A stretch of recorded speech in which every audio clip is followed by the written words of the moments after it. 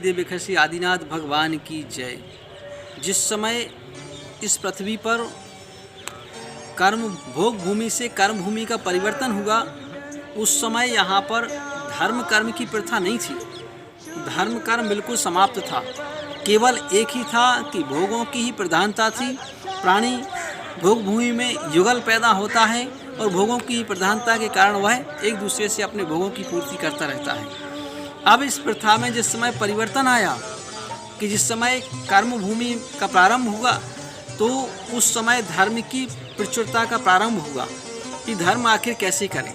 तो भगवान तो स्वयं अपने आप में धर्म की साक्षात मूर्ति है, उनके लिए कोई धर्म की आवश्यकता नहीं है। फिर अब जो सामान्य प्रजा है, उस प्रजा के लिए धर्म का प्रारंभ कैसे करें। तो यहाँ पर इस भूमि पर कि सबसे पहले जब भगवान आदिनाथ स्वामी का जन्म होना था, तब उसके पहले नगरियों का विभाजन नहीं था इस कर्म भूमि में। तो इंद्र ने स्वर्ग से सौधर्म इंद्र ने आकर सबसे पहले अयोध्या नगरी का निर्माण किया। जिस समय अयोध्या नगरी का निर्माण हो गया और भगवान का जन्म भी हो गया, तो चूँकि तीर्थंकर भगवान को कभी भी किसी के दर्शन करने की आवश्यकता नहीं होती है, न भगवान कभी दर्शन करते हैं, किसी के भी दर्शन नहीं करते, कोई प्रतिमा के नहीं, किसी के भी नहीं। लेकिन जिस समय भगवान आदिनाथ के वहाँ पर चक्रवर्ती भरत की उत्पत्ति हुई, तो भरत की चक्रवर्ती की उत्पत्ति होने के पश्चात विचारणीय विषय बन गया कि आखिर अब ये प्रजा भगवान के दर्शन कैसे करेगी। जिनेंद्र भगवान की प्रतिमा की आवश्यकता होती है, तो उस समय प्रतिमा की आवश्यकता के कारण सबसे पहले सौधर्म इंद्र ने आकर के अयोध्या में सर्वप्रथम मंदिर का निर्माण किया था। उसके पहले इस भूमि पर, क्योंकि भोग भूमि में कभी कोई जिनेंद्र भगवान का मंदिर नहीं होता है, कोई प्रतिमा नहीं होती है, और ना कोई व्यक्ति ऐसी कोई प्रथा होती है कि भगवान का धर्म कर रहे हैं, पूजन कर रहे हैं, कुछ भी नहीं।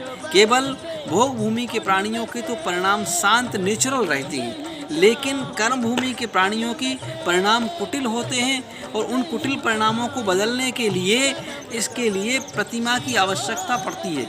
और वह प्रतिमा इसलिए मंदिर, सबसे पहले मंदिर बनाया गया। सबसे पहला मंदिर का निर्माण सौधर्म इंद्र ने अयोध्या में किया हुआ था। तो अयोध्या में सबसे पहले मंदिर भरत के दर्शन करने के लिए बनाया गया था कि भरत दर्शन कर सके और अयोध्या में उनका निर्माण कर सके। तो वहाँ से सारे के सारे लोग जिनेंद्र भगवान के दर्शन की प्रथा प्रारंभ हो गई। तो हम प्रथा को प्रारंभ करते हुए अब भगवान ने, ये तो दर्शन की बात हो गई। अब दर्शन के पश्चात जिस समय भगवान ने दोनों क्रियाएं बतलाई, संसार का मार्ग ही बतलाया और मोक्ष का। तीर्थंकरों का ऐसा नियोग होता है कि वह दोनों मार्ग दिखलाते हैं, संसार का मार्ग और तीर्थंकर भगवान केवल मुख से बोल करके नहीं दिखलाते, वह स्वयं करके दिखलाते हैं कि संसार का मार्ग न्याय नीति के साथ ऐसे चलना है और मोक्ष का मार्ग ऐसे चलना है।